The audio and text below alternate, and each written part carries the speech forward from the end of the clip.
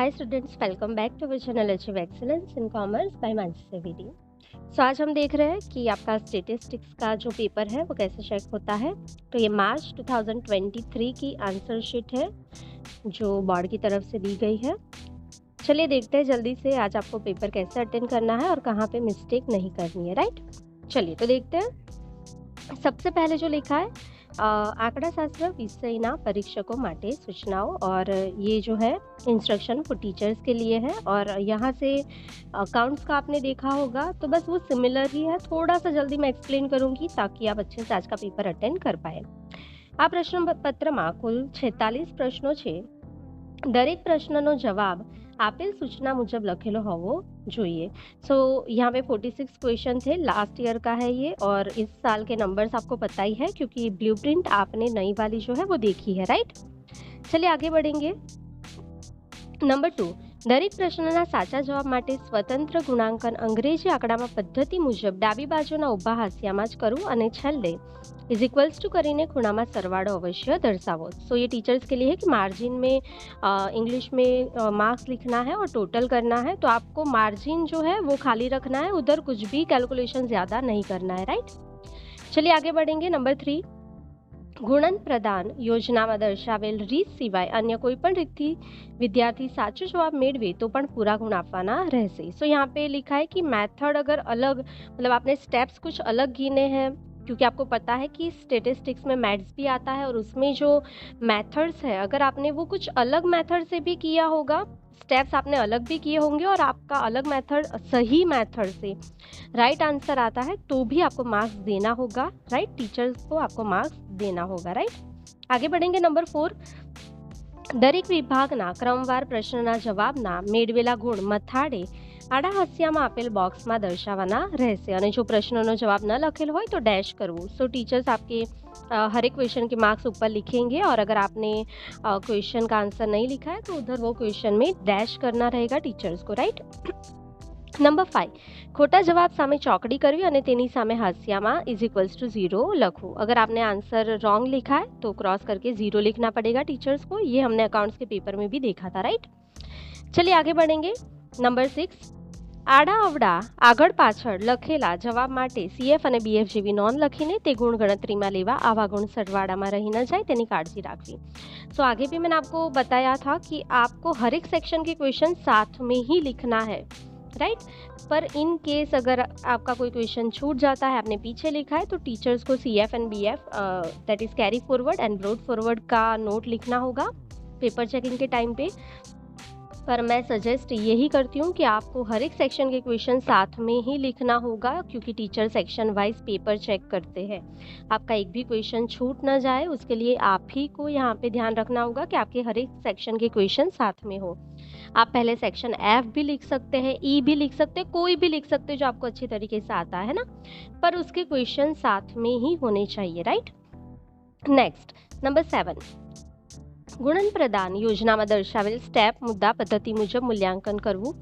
Over under के wrong परीक्षण न थाय ते खास जुओ। सो टीचर्स के लिए लिखा है कि यहाँ पे जैसे लिखा गया है स्टेप्स एंड पॉइंट्स लिखे गए हैं वैसे ही यहाँ पे वैल्यूएशन करना है आपका। एंड बहुत ज़्यादा किसी बच्चे को मार्क्स या उसी जो आपने लिखा है वैसा ही किसी और ने लिखा है तो उसको कम मार्क्स मिले, वैसा नहीं होगा और रॉन्ग चेकिंग नहीं होगा टीचर्स की तरफ से, उसका ख्याल टीचर्स को रखना होगा, राइट। चलिए अब जिसका आप वेट कर रहे हैं सेक्शन ए, जैसे कि सबको पता है कि पहले 10 MCQs पूछे जाते हैं, इस साल 20 MCQs आने वाले हैं। आपको ABCD एंड उसके आंसर्स लिखना है और जैसे कि आपको पता है कि अगर आप ABCD सिर्फ लिखेंगे तो भी मार्क्स मिलेंगे, पर अच्छे प्रेजेंटेशन के लिए आपको दोनों लिखना है। अगर टाइम का बहुत ही ज़्यादा शॉर्टेज है इन दैट केस ओनली आपको ABCD लिखना है, वरना दोनों लिख लेना, राइट। और D लिख रहे हो तो उसके सामने आंसर जो है वो भी D का ही होना चाहिए, राइट, क्योंकि फिर आप यहाँ पे ऑप्शन में D लिखोगे और इधर 8 जो है वो किसी और ऑप्शन का लिख डालोगे तो इन दैट केस आपको दोनों रॉन्ग मिलेगा, चाहे D भी सही हो। पर D में 9 है और आपने 8 लिख दिया किसी और ऑप्शन का तो ये गलत हो जाएगा, राइट। तो आपको ये ख्याल रखना है MCQ में। चलिए आगे बढ़ते हैं। सेक्शन B सेक्शन बी में यहाँ पे पहले 10 क्वेश्चन पूछे जाते थे, इस साल भी 10 क्वेश्चन ही आने वाले हैं। ब्लूप्रिंट आप सबको पता है, आपने देख ही लिया है। स्टेट में आपको ख्याल रखना है कि जो डेफिनेशन या जो भी पूछा है पॉइंट टू पॉइंट लिखना है, क्योंकि यहाँ पे बहुत ही आप ओन वर्ड्स में लिख डालोगे ना, उसके मार्क्स नहीं मिलते हैं, स्पेशल इन स्टेटिस्टिक्स, राइट।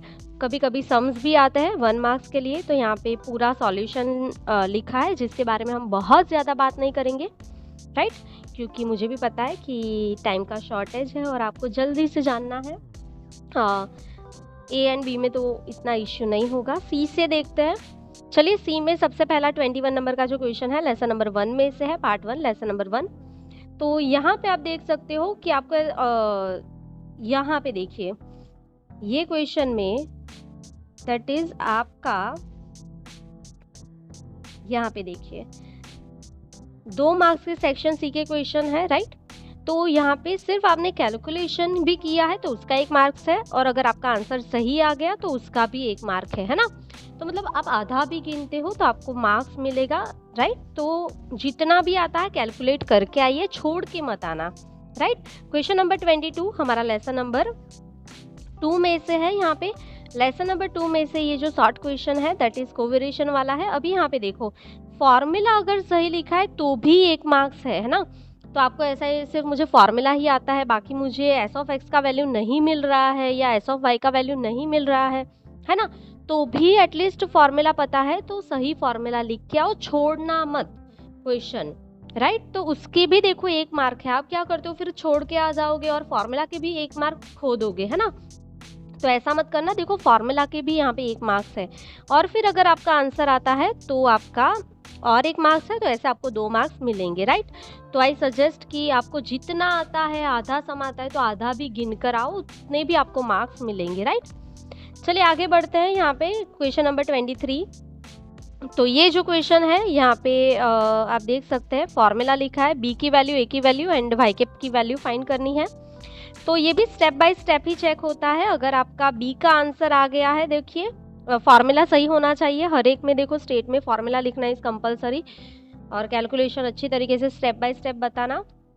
अगर आपका बी का आंसर आ गया है तो आपको 1 मार्क्स मिलेंगे। हर टीचर ऐसे ही चेक करेगा जिसके लिए ये दिया जाता है। अगर आपका ए का आंसर आ गया है तो 0.5 मार्क्स ही मिलेगा, है ना। ये किसके लिए दिया जाता है, क्योंकि देखो आपने भी इतना गिना और आपके फ्रेंड ने भी इतना ही गिना, है ना, और टीचर्स तो अलग अलग होंगे चेकिंग करने के लिए, राइट। तो आपको जितना मार्क्स मिलेगा उतना ही आपके फ्रेंड को मिलेगा, कोई भी चेक करे, तो इसके लिए ये दिया जाता है। किसी को कम या ज़्यादा मार्क्स नहीं मिलना चाहिए उसके लिए। और लास्ट में यहाँ पे वाई कैप देखिए, वाई कैप का आंसर भी अगर आपका सही है तो आपको और 0.5 मार्क्स यहाँ पे मिल जाएगी। इसका मतलब ये नहीं कि आप फॉर्मूला के बिना गिन लोगे, है ना।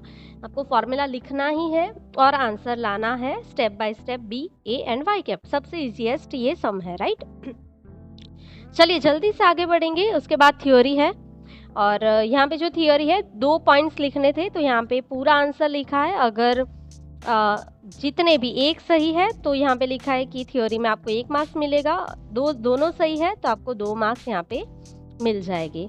तो थ्योरी में अच्छी तरीके से यहाँ पे आप लिख सकते हो, दरेक मुद्दानो एक गुणाफ ऐसे लिखा है, right. Gujarati medium and English medium का आंसर की सेम ही रहता है, तो ताकि गुजराती मीडियम के बच्चों का इवैल्यूएशन एंड इंग्लिश मीडियम के बच्चों का इवैल्यूएशन इक्वली हो पाए, है ना, किसी बच्चे को नुकसान ना हो पेपर चेकिंग में, इसके लिए सेम ही रहता है। चलिए आगे बढ़ते हैं। यहाँ पे क्वेश्चन नंबर 25। यहाँ पे जो क्वेश्चन है लेसन नंबर 2 का है, ये क्वेश्चन पार्ट 2 लेसन नंबर 2। यहाँ पे भी देखिए, अगर आपका पूरा पहला स्टेप सही है तो आपको यहाँ पे 1 मार्क्स मिलेगा, राइट। देन आपने फॉर्मूला लिखा एंड आपने पूरा सॉल्व कर दिया है। सी की वैल्यू अगर आपने ढूंढ ली है तो आपको और 1 मार्क्स मिलेगा, तो ऐसे आपको 2 मार्क्स मिल जाएंगे, राइट। चलिए आगे बढ़ेंगे। इसका ऑप्शन में बर्नौली ट्रायल्स जो है उसकी प्रॉपर्टीज पूछी गई है, NE2 लिखना है। इस साल के लिए भी ये क्वेश्चन इंपॉर्टेंट है, आई होप कि आपने कर लिया होगा बर्नौली ट्रायल्स, राइट। तो यहाँ पे लिखा है कि आपने 1 पॉइंट राइट लिखा होगा तो 1 मार्क्स मिलेगा, क्योंकि NE2 लिखना है ना, तो दोनों राइट होंगे तो 2 मार्क्स आपको मिल जाएंगे। चलिए आगे बढ़ते हैं। Question number 26। क्वेश्चन नंबर 26 आपका लेसन नंबर 3 पार्ट 2 उसमें से पूछा गया था। तो उसमें भी देखिए ये मेरा दिखाने का मकसद यही है कि आपको जितना आता है ना बस उतना करके आओ, आप छोड़ना मत। देखो पहला आंसर आ गया Q3 का, तो 1 मार्क्स यहाँ पे है, राइट। और इसके बाद आप देखिए दूसरा क्वार्टाइल डेविएशन यहाँ पे ढूंढना था, अगर वो भी आपका सही है तो और एक आपको मार्क्स मिल जाएगा, राइट। तो यहाँ पे आप देख सकते हैं पूरा जो क्वेश्चन है 2 मार्क्स का, Q3 ढूंढने पे भी 1 मार्क्स मिलेगा और क्वार्टाइल डेविएशन ढूंढने पे और 1 मार्क्स आपको मिलेगा, राइट। इसके बाद क्वेश्चन नंबर 27 जो लिमिट में से पूछा गया था, जिसमें आपको K1 एंड K2 की वैल्यू ढूंढना था। तो इसमें भी आप देख सकते हैं कि अगर आपको K1 की वैल्यू सही मिलती है तो 1 मार्क्स मिल जाएगा, और अगर K2 की भी वैल्यू आपको सही तरीके से मिल जाती है तो आपको और 1 मार्क्स यहाँ पे मिल जाता है, राइट। तो ऐसे आपको 2 मार्क्स मिल जाएंगे। चलिए उसके बाद आपको लिमिट का ही एक ऑप्शन में सम पूछा गया था, जिसमें भी आपको neighbourhood form and interval form ढूंढना था। तो अगर पहला आंसर आ गया तो 1 मार्क्स, दूसरा आंसर आ गया तो और 1 मार्क्स, है ना। तो देखो मोस्टली शॉर्ट क्वेश्चन में अगर आपका आधा भी सही होता है तो 1 मार्क्स आपको मिलेगा, तो टेंशन नहीं लेना है। जितना भी आता है, जहां तक आता है, बस आपको गिन कर आना है, छोड़ना नहीं है क्वेश्चन। चलिए आगे बढ़ते हैं। और एक लिमिट का क्वेश्चन है छोटा सा, तो उसमें यहाँ पे वैल्यूज जो है वो अप्लाई करनी थी। तो यहाँ पे आप देख सकते हैं कि अगर आपने पहला स्टेप फॉर्मूला लिख डाला तो आपको 1 मार्क्स मिलेगा, और अगर आपका आंसर आ गया, छोटा सा सम है ये वाला, limit x tends to a वाला फॉर्मूला अप्लाई होगा यहाँ पे। तो अगर आपका आंसर भी आ गया है तो आपको और 1 मार्क्स यहाँ पे मिल जाता है, राइट। चलिए उसके बाद जो है 29 नंबर का क्वेश्चन, ये पार्ट 2 लेसन नंबर 5 में से पूछा गया है, राइट। तो इंक्रीजिंग डिक्रीजिंग फंक्शन वाला क्वेश्चन है यहाँ पे। तो अगर आपको पहला भी आंसर मिल जाता है इंक्रीजिंग जो है, अगर वो वाला आंसर मिल गया आपको वैल्यू x की तो 1 मार्क्स मिल जाएंगे, और डिक्रीजिंग की वैल्यू मिल गई आपको तो और 1 मार्क्स आपको मिल जाएगा, राइट। तो बस ऐसे आपका वैल्यूएशन हो जाएगा सेक्शन सी में। और ये जो प्रेजेंटेशन यहाँ पे दिखाया है, आपने कमेंट किया था कि मैम ऐसे ही लिखना है क्या, तो ऐसे नहीं लिखना है, ये टीचर्स के लिए है और ये बहुत ही कंजस्टेड लिखा होता है ताकि बहुत पेज टीचर को घुमाना ना पड़े चेकिंग के टाइम पे, है ना। न्यू सेक्शन न्यू पेज पे भी नहीं लिखा गया है इसमें, है ना, थोड़ा कंजस्टेड लिखा जाता है ताकि टीचर जल्दी जल्दी से पेज घुमाए बिना चेक कर पाए आंसर्स, वरना बहुत ही फिर अच्छे प्रेजेंटेशन करके एक एक लाइन छोड़ के इसमें लिखा गया होगा तो टीचर्स को दिक्कत होती है चेकिंग में। इसके लिए ये प्रेजेंटेशन नहीं है, ये सिर्फ आंसर की है ना, ऐसे प्रेजेंट मत करना एग्जाम में। चलो आगे देखते हैं। लास्ट क्वेश्चन आपका डिफरेंशिएशन में से था, जिसमें आपको 2 क्वेश्चन पूछे गए थे कि सेकेंड डेरिवेशन में अगर f double dash x is equals to 52 है तो x की वैल्यू कितनी होगी। तो इसके लिए पहले स्टेप में अगर आपने सेकेंड डेरिवेशन ढूंढ लिया है तो 1 मार्क्स मिलेगा, और x की वैल्यू ढूंढ ली तो और 1 मार्क्स मिल जाएगा। तो ईजीएस्ट तो यहाँ पे देख सकते हो आप, मार्किंग सिस्टम है किसी भी के लिए। आगे बढ़ते हैं, सेक्शन डी 3 मार्क्स का क्वेश्चन है।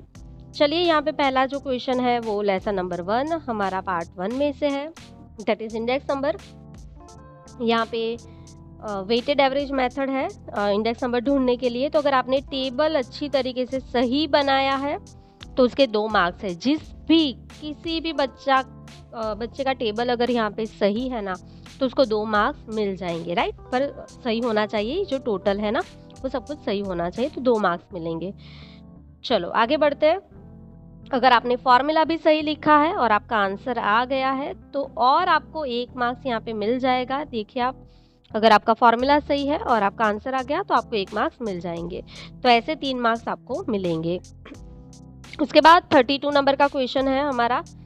तो यहाँ पे आप देख सकते हैं स्पीयरमैन का है, और यहाँ पे भी देखिए अगर आपका टेबल राइट है, देखो आपको जितना भी आता है ना गिन कर आना है। टेबल राइट है तो 1.5 मार्क्स मिलेंगे यहाँ पे। देन अगर आपने CF की वैल्यू जो है वो अच्छी तरीके से ढूंढ ली है और सही है ये टेबल तो आपको और 0.5 मार्क्स मिलते हैं। और लास्ट में जो है आपका R का फॉर्मूला, और R का फॉर्मूला सही है, आपका आंसर आ गया तो आपको और 1 मार्क्स मिलेगा यहाँ पे। तो आपको ऐसे मार्क्स मिलेंगे, राइट।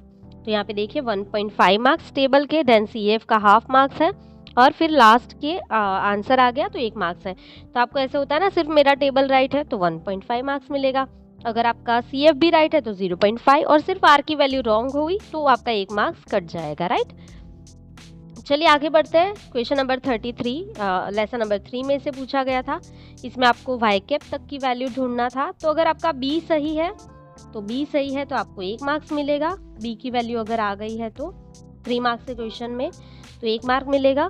अगर आपका A जो है ना, अगर उसकी वैल्यू भी सही आ गई, वाई कैप की वैल्यू सही आ गई तो भी आपको 1 मार्क्स मिलेगा, दोनों का मिला के, क्योंकि आपको वाई कैप में x की वैल्यू भी यहाँ पे रखना है ना। तो लास्ट में वाई कैप की वैल्यू में x आपने यहाँ पे ये रखा है तो आपको और 1 मार्क्स यहाँ पे मिलेगा। ऐसे आपको 3 मार्क्स मिल जाएंगे, राइट। चलिए आगे बढ़ते हैं। यही क्वेश्चन में ऑप्शन में एक थियोरिकल क्वेश्चन था, तो इसमें 2 ही आपको पॉइंट्स लिखना था। एक पॉइंट राइट है तो आपको मार्क्स मिलेंगे 1.5, दूसरा भी राइट होगा तो 1.5, ऐसे आपको मार्क्स मिलेंगे थ्योरी में, राइट। चलिए 34 नंबर का क्वेश्चन हमारा लेसन नंबर 4 टाइम सीरीज में से है। तो यहाँ पे भी आप देख सकते हैं, आपको B की वैल्यू, A की वैल्यू एंड वाई कैप की वैल्यू ढूंढना था। तो अगर आपने T बार एंड वाई बार, देखो आपको सम नहीं आता है फिर भी आपको T बार वाई बार तक भी ढूंढना आता है, और दोनों वैल्यूज राइट है तो आपको 1 मार्क्स मिल जाएगा, है ना। T बार एंड वाई बार ढूंढने से ही 1 मार्क मिल जाएगा। उसके बाद B की वैल्यू अगर आपको सही तरीके से मिल गई, B की वैल्यू, तो आपको अगेन यहाँ पे 1 मार्क्स मिलेगा B की वैल्यू ढूंढने पे, राइट। फिर आपको A की जो वैल्यू है ना, वो मिल गई तो और 0.5 मार्क्स मिलेगा। और लास्ट में जब आप वाई कैप जो है उसका इक्वेशन अच्छी तरीके से बना लोगे, राइट होगा, तो उसके भी 0.5 मार्क्स होते हैं। तो जितने स्टेप आप गिनते जाओगे उतने मार्क्स आपको यहाँ पे मिलते जाएंगे, राइट।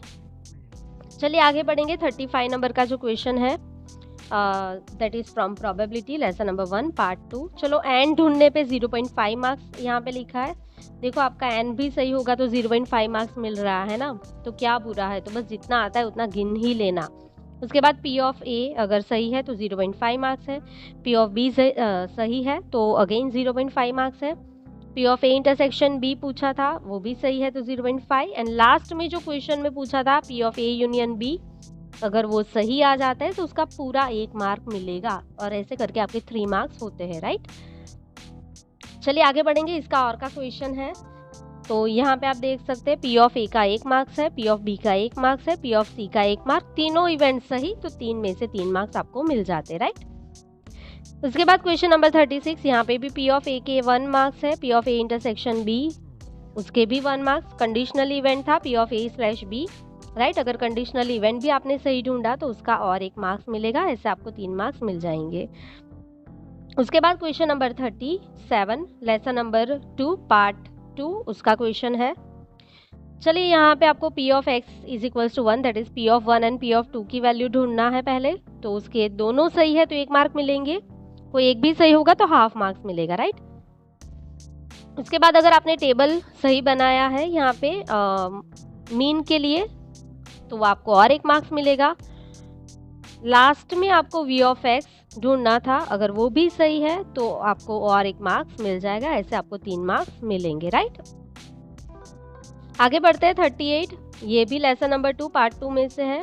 अगर आपने सिर्फ Q की वैल्यू ढूंढी है, P तो दे ही दिया होता है क्वेश्चन में, अगर Q ढूंढ लिया आपने तो 0.5 मार्क्स है। देन जो भी पूछा है उसमें यहाँ पे देख सकते हैं, अगर आपने P ऑफ 0, 1 एंड 2 ढूंढना था, तीनों की वैल्यू सही तरीके से ढूंढ ली तो 1.5 मार्क्स है, मतलब ईच के 0.5 मार्क्स हो जाएंगे, राइट। और लास्ट का आपका क्वेश्चन था P of X is less than और इक्वल्स टू 2 फाइंड करना था, जिसमें ये तीनों का सिर्फ टोटल करना है, और ये सही किया होगा तो 1 मार्क्स आपको मिल जाएगा, राइट।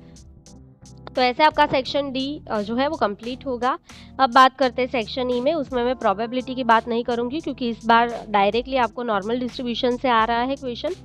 तो ये क्वेश्चन में आप देखिए, ये क्वेश्चन में आप डायरेक्टली देखो, आपका फॉर्मूला अप्लाई करके आप z की 2 वैल्यू ढूंढोगे तो उसका 0.5 मार्क्स है। यहाँ पे अच्छी तरीके से देख लेना, सेक्शन ई में यहीं से आपका क्वेश्चन शुरू होगा।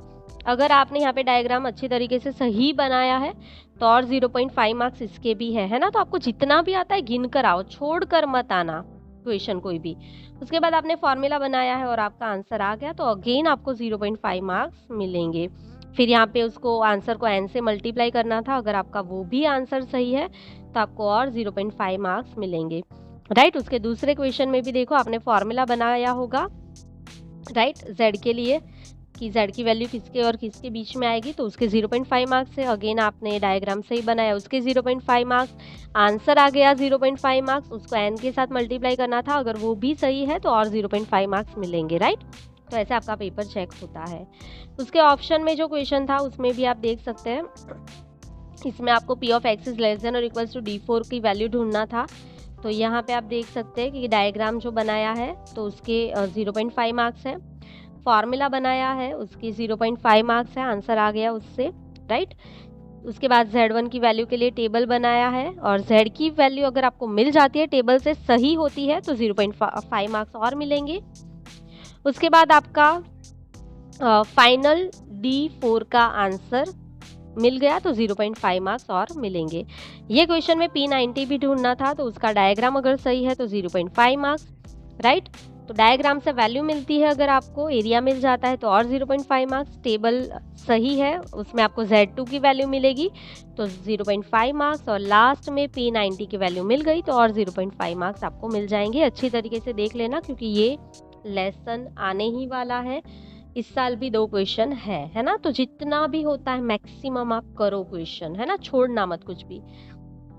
चलिए आगे बढ़ते हैं। लिमिट जो इस साल भी आने वाला है, लिमिट का वैल्यूएशन में देखिए, अगर आपने फैक्टराइजेशन भी किया है, देखो आप फैक्टराइजेशन मेथड का सम है, अगर आपने फैक्टराइजेशन का स्टेप अच्छी तरीके से कर लिया तो उसी के 2 मार्क्स मिल जाएंगे।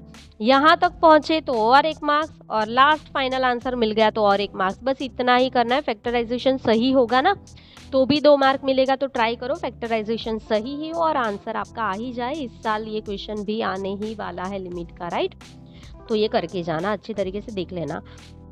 उसके बाद जो है डिफरेंशिएशन का सम है जो भी इस साल आने वाला है सेक्शन ई में, राइट।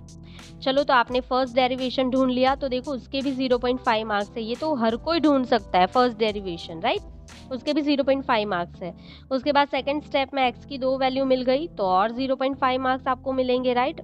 देन अगर आपने सेकंड डेरिवेशन ढूंढ लिया और उसमें 2 वैल्यू ढूंढ ली, राइट, कि कौन सी मैक्सिमम होने वाली है कौन सी मिनिमम, तो और 0.5 प्लस 0.5 मतलब टोटल 1 मार्क्स मिलेगा। लास्ट में आंसर ढूंढ लेना तो मिनिमम वैल्यू के 1 मार्क्स, मैक्सिमम वैल्यू के 1 मार्क, तो ऐसे आपको मार्किंग मिलेगा। इस साल भी यही रहेगा, है ना, ये क्वेश्चन आएगा ही आएगा, मैक्सिमम एंड मिनिमम वैल्यू ढूंढने वाला।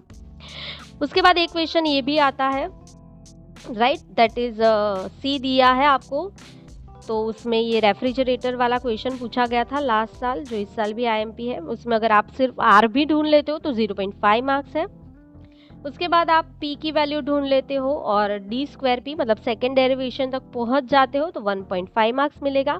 मैक्सिमम प्रॉफिट के लिए D P upon D X is equals to 0 लिख के वैल्यू ढूंढते हो तो 1 मार्क्स मिलेगा, और सेकेंड कंडीशन भी आप फुलफिल कर लोगे, राइट, तो और 1 मार्क्स आपको मिलेगा। ऐसे आपको पूरे मार्क्स मिलते हैं।